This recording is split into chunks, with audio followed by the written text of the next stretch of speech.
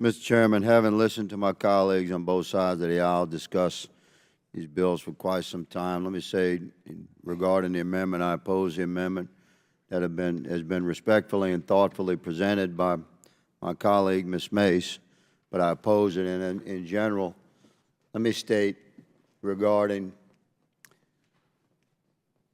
our compassion for our fellow man and our obligation to interact where we have jurisdictional authority to attempt to help our fellow man. And as it relates to juveniles in the system, what we call, once they've been arrested,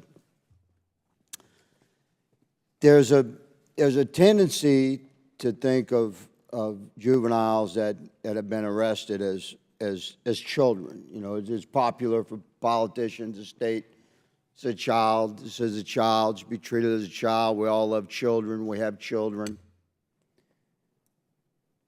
But it's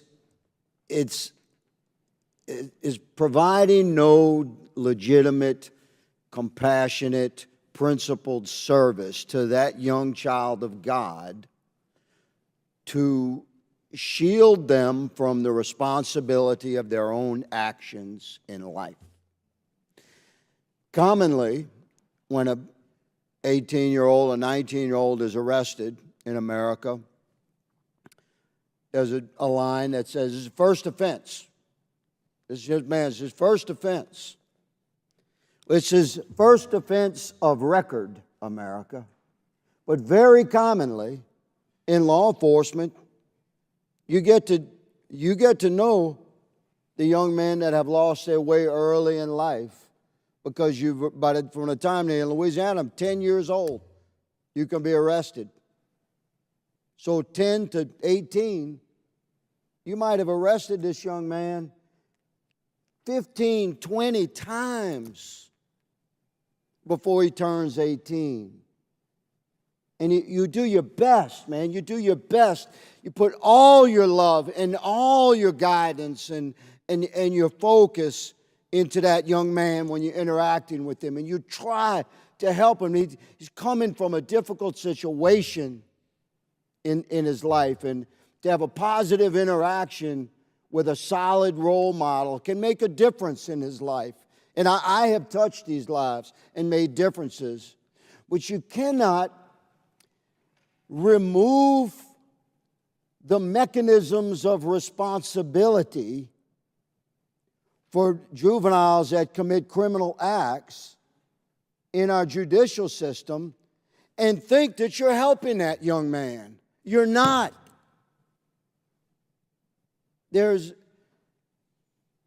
Listen, you have to save these young men before they're adults if they're on a criminal path. And you're not going to do it by reducing the given accountabilities for that young man if he commits a crime and gets arrested. You're going to actually injure this young man's life because his only path to freedom, real freedom, true freedom, spiritual freedom, to freedom to live and grow and perform as a human being, to be a positive member of his society, to be a role model of his own for his children yet to be born. The only path to that freedom, frequently, for a young man that has chosen a criminal life, that side of the game, is serious accountability in the juvenile criminal court system. If you remove that, then you shall reap what you sow. And if you seek to actually help your young fellow man, this young American, that deserves a right at redemption. These are the bands I wear upon my wrist. I give a couple of them away every day. They say redemption. I believe in redemption. I've said many times in my life, a man's character should not be measured by the way he falls. It should be measured by the way he stands back up. But we have a responsibility, my colleagues, to help that young man stand back up. And if you remove this accountability, crime's going up, guaranteed, and you will lose lives at the level of their soul. Mr. Chairman, thank you for your indulgence. I yield.